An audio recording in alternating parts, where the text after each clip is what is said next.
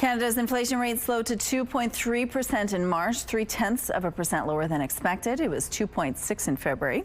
Statistics Canada reports increases in the cost of food and alcoholic beverages were largely offset by lower prices for gasoline.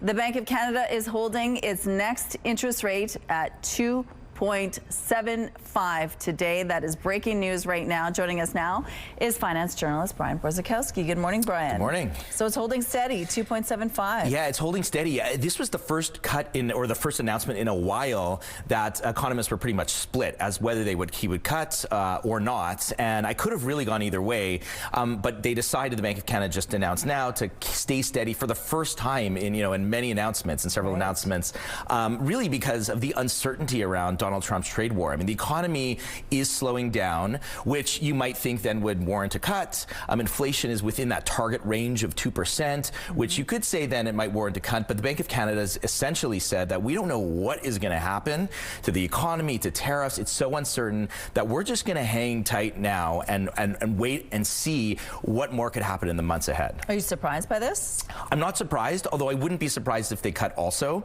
Okay. I think for them, this is probably the best course of action, in that the danger of cutting too fast or cutting more is that you could increase inflation if people start feeling better in spending. And yes, the cuts do, the idea to cut would help spur the economy in the face of a slowing economy because of tariffs, which is what we're seeing. The economy is slowing. But, if you do it and then people start spending more and inflation rises, then you have the inflation problem again.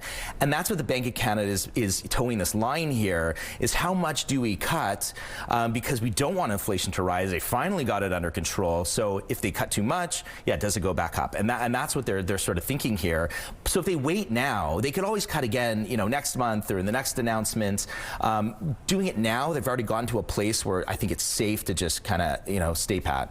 And we're also in the midst of a federal election right now as well. We don't know what's going to happen after that. Maybe there's a new deal on the table after that point. Exactly. There is so much uncertainty both in Canada and the U.S. now that taking an action, I think, would be maybe the wrong move. Like, you could see how it could be the wrong move. Wait at least, another couple of weeks. We know who's in power in Canada.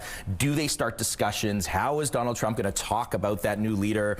He hasn't talked much about the 51st state yet, although his press secretary did say just recently that that's still part of the discussion. So we'll see how he talks, which will make a difference.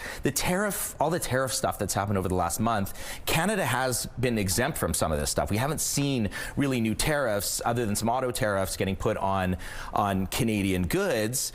So that's a positive sign. So what does that mean? And the Bank of Canada has laid out two scenarios in the press release they just revealed now, where they could see kind of slower growth in Canada and inflation maintaining where it's at now.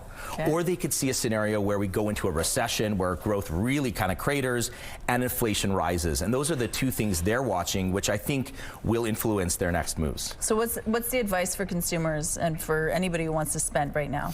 I think you just kind of need to see how your finances are doing. Do you have money to spend on something? This doesn't move mortgage rates really much anymore. Variable rate mortgage will stay the same, so you're not going to get a relief there this time at least, but you have over the last several announcements.